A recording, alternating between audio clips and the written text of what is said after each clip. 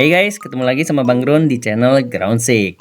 Kali ini saya mau bahas gamepad yang sempat kita unbox di weekly talk kelima, yaitu ICSMX Bayard ISM 9124. Sebelum lanjut, saya mau ngingetin dulu ke kalian yang baru pertama main ke channel ini untuk subscribe, supaya kalian gak kelewatan konten gadgets lainnya yang barangkali gak kalian dapat di tempat lain. Ya kali. Oke, yang pertama sih ngomongin desainnya dulu. ISM 9124 tampil clean dan enak dilihat karena nggak ada embel-embel atau bentuk norak sedikit pun di bagian depan. Secara feel, saya berasa tekstur base yang dipilih agak kasar, meskipun saya tahu tujuannya pasti biar nggak gampang slip off. Plus buat ngeselarasin action grip yang bentuknya didesain dari bagian bawah ke arah belakang. Susunan layout ISM 9124 terlihat rapi, dengan logo di tengah, analog di atas, D-pad di bawah, action buttons, sub buttons, dan 4 baris lampu notifikasi berjajar ke bawah. Gak lupa juga 4 tombol makro di belakang gamepad. Pilihan warna di seri ini ada basic black, basic white yang teksturnya grain, serta 2 printed version dengan gambar paint splash dan flame dragon. Saya pernah beli Bayard 4108 di website mereka, dan yang saya tahu printed versionnya itu berbahan doff dan terasa lembut. Keymarks yang diterapin di ISM 9124 adalah rupa Nintendo Switch, dimana bisa kalian lihat ciri khas simbolnya itu minus, plus, snap, trigger ZL ZR, juga action buttons YXBA. Oh ya, bicara soal action buttons ber-LED ini, kalau kalian ngerasa terlalu silau atau keganggu pas pakai di ruangan gelap, ICSMX memudahkan kalian untuk redup atau matiin cahayanya dengan cara yang sama seperti gamepad mereka kebanyakan, yaitu dengan menahan L dan R selama 5 detik. Tombol-tombol sama analognya gimana bang? Enak gak? Ya tergantung ke preference masing-masing sih. Yang pasti saya pribadi suka sama feedback tombol di ISM 9124, tegas dan nendang. D-padnya pun terasa empuk dan akurat. Dipakai main buat saya scrolling sama fighting, maksimalnya berasa banget. Gak ada mensong ke samping atas ataupun ke samping bawah, karena memang bentuknya bukan tipe diamond. Untuk analog, saya bukan tipe yang terlalu nuntut kalau analog itu harus sampai pakai no drifting teknologi kayak King Kong. Sebelum ada teknologi no drifting juga saya pakai analog standar awet-awet aja.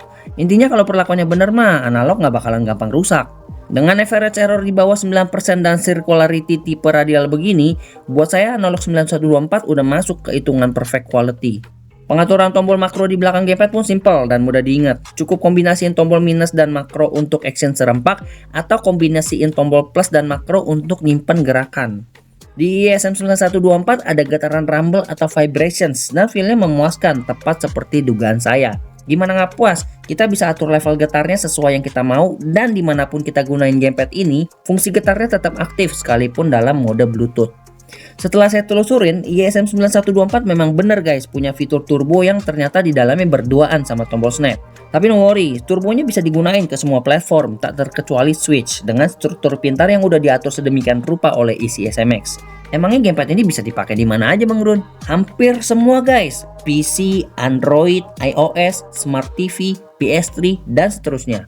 Soal ketersediaan koneksi, ada 3 mode di ISM 9124. Mau pakai Bluetooth oke, pakai kabel ayo, apalagi pakai dongle, lancar. Untuk jangkauan Bluetoothnya sendiri saya udah cobain nih. Jadi selama nggak bersinggungan dengan tembok, sinyalnya masih stabil sekalipun di bawah sejauh 3 meter.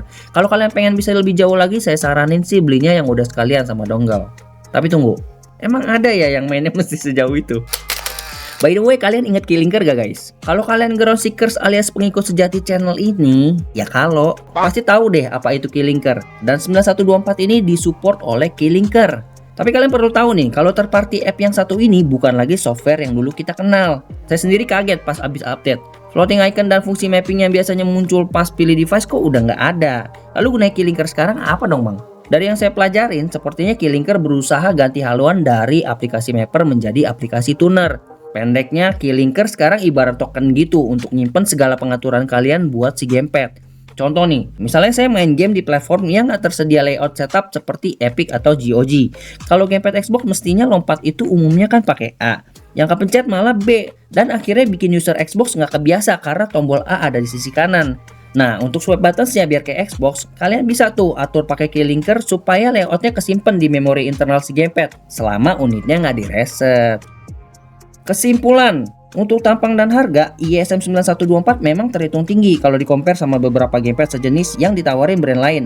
Tapi kalau ngelihat lebih teliti lagi sama apa yang disajiin ICSMX, ada banyak keunggulan dan kualitas yang sebenarnya pantas banget bagi ICSMX membandrol 9124 di harga 500 ribuan.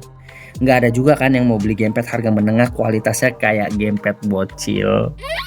Gimana? Tertarik beli ISM 9124? Langsung aja check out lewat link yang udah Bang Gurun sediain di deskripsi. Mau beli lokal, mau beli ke websitenya langsung bebas. Bedanya kalau di websitenya langsung kalian bisa tuh dapat diskon tambahan. Oke, sampai di sini dulu bahasan Bang Gurun buat isi SMX Bayard ISM 9124. Semoga videonya bermanfaat buat kalian yang lagi cari-cari gamepad. Eits, jangan langsung cabut kayak hantu. Kasih like dan bagiin ulasan ini ke yang lain dan ketik komen di bawah kalau kalian masih punya pertanyaan. Oke guys, sampai ketemu lagi di video Grosik yang lainnya. Ciao.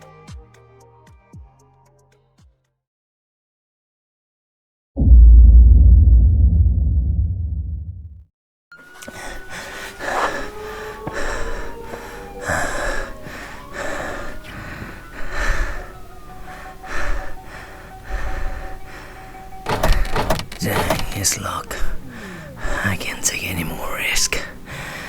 Better play a game. Wait, I don't have any clam. Let me search on the internet.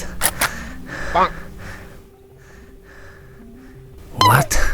For clam? Ridiculous.